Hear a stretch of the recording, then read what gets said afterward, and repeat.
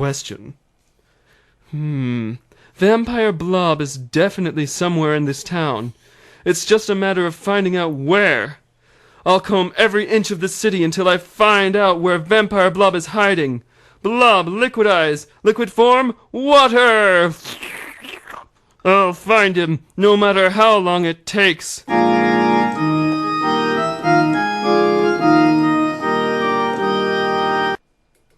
Meanwhile, flying through the sky in bat form, Vampire Blob returns from his mission, with Julia riding on his back. Thousands of lives have been saved by transfusions of Vampire Blob's blood, and the bond of love between the two has grown ever stronger. Vampire Blob is taken by a sudden impulse to break into song. I used to think that all there was to life was sucking blood. But now I know that I was wrong and life it was bad. Julia, Julia, you saved me from myself. You took a stupid vampire and made him save the world. Julia, Julia, I love you evermore. Julia, I love you, Julia, I'm yours. I used to sit, I used to pine, without a man to hug me. But now I've got, if not a man, at least a living corpse. Vampire, vampire, you took me from insanity.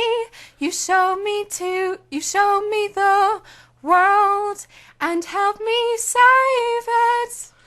Julia, Vampire, Julia, vampire, I now and always love you, and nothing ever shall stop me from loving you.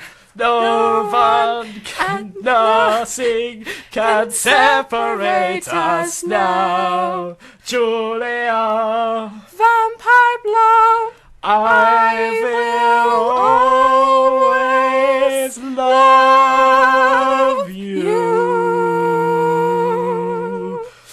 Ah, we are almost there. Soon we shall see Celine, and we can tell her of our many adventures. Oh, I can't wait. Meanwhile, Hero Blob has come upon Celine's room, and in it he finds Vampire Blob's feather.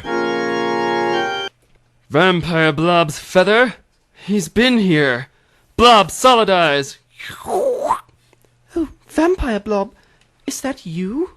Far from it, little girl. I'm not some blood-sucking fiend out to kill the world. I'm the Earth's only hope, the man who can liquidize the world's wettest superhero, Blob! Now answer this question, girlie. Where is Vampire Blob? Oh, I get it. You must be his brother. Well, I don't know where he is right now, but he said he would come back here as soon as he finished giving blood to the world. You mean taking blood from the world? No, giving blood to the world. Stupid little girl. Don't you know vampires suck blood? They take, they don't give. Not Vampire Blob. He's the best. Obviously he's brainwashed you. He has not. Oh my, here he comes now. The girl points at the window, where the colossal figure of Bat Vampire Blob can be seen flying in. Crash! Shattering the glass, Vampire Blob lands and lets Julia descend, even as he transforms back into his humanoid form. Blob! Strange to see you here. Strange to see you, too. I've been looking for you for a long time, so I could give you this present from all your victims. Here it is. My fist. Punch! Hold on, Blob! This is a misunderstanding. I've turned over a new leaf. Tell that to my foot. Kick! It still seems to think you're guilty. Really? I'm no longer evil. Really? Well then, let's see what this knuckle sandwich has to say about that. Blob, double punch. Pow, pow. Oh, Blob, I do not wish to fight you, but you have really made me angry now. If you won't listen to reason, then fisticuffs it is. Yeah! Pow! Pow! Bang! Bang! And so began the most violent and terrible battle of our time. Crashing through doors, smashing through defibrillators, the two combatants roll throughout the hospital, crushing heart monitors and upturning bedpans as they go. Finally, they roll to a stop before Celine's bed. Rising up to face each other once again, they notice behind them the lone, small figure of Celine, who looks at them with wide eyes. Mr. Vampire Blob? Why are you fighting with your brother? Worry not, young one. It is a simple misunderstanding. This Blob thinks that I am still the blood-sucking monster that I once was. Oh no, Mr. Blob. Like I told you, Mr. Vampire Blob is a hero. He saved my life. He gave me some blood I needed to live. I'd be dead now if it weren't for him. Yeah, big deal. One kid. That doesn't prove anything. Hey, everybody, come in here. Slowly, shufflingly, some with IVs, a veritable army of kids streams into the room. We were all saved by Vampire Blob. He gave us the blood we needed to live. He saved kids all over the world. Every hopeless child in this hospital has gotten a transfusion from this fine man, thing. Don't you see now, Blob? With my ability to change into any type of blood, I was able to make a real difference in the world. I have touched lives, and the act brings a warm feeling to my cold and corpse-like chest. Just think, with your ability to change into any amount of liquid, you could do even more. You could give out free liquid medications all over the world, solve the world's hunger problems with liquid nutrients, even turn into enough fresh water to slake the thirst of the entire globe. Join me, and together we can succeed where all others have failed. We can bring an end to deserts, disease, and sorrow. We, my bloody brother, can turn this world into paradise! There is a pause, pregnant with tension, as the Liquidy Avenger considers the offer. Finally, after an interminable amount of time, he speaks.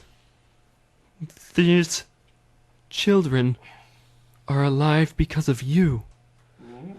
When they lost hope, you appeared like an angel to give them aid, to provide them with the blood that no one else could give. And more than that, you provided them with something that had, in many cases, been denied them for far too long. Love. You saved their lives and became their friend.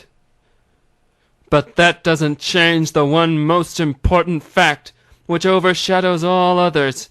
You are a vampire, a criminal, a villain.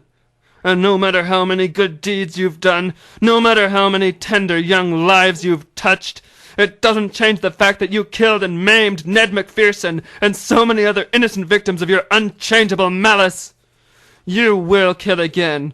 I don't know how long it will take, but I know it's in the very nature of a vampire to kill, to destroy, and to ruin. The voices of those you've slain cry out to me in anguish, and the sound fills my ears every moment your feet walk to and fro on the face of this earth. They cry out for justice, and their cries have been heard by me. Justice is inevitable, and as unmerciful as death itself. And as I'm sure you already know, Blob grabs Vampire Blob by the neck. I am justice. With that, Blob's hand dips into a secret pocket in his cloak, reappearing with the pointed form of a wooden stake. The squirming form of Vampire Blob is unable to escape before the stake is brought down in the steely hand of Justice's defender and plunged deeply into the heart of the dark figure. Vampire Blob lets out a horrifying scream of agony and hate. And, crumbling to his knees, slipping in and out of liquid form, he speaks. Blob! You fool! You don't know what you've done! Staked as I am, I can no longer hold on to control over the remote liquid segments of my body! So? Squirming and slowly liquefying, Vampire Blob groans. It means all the blood I gave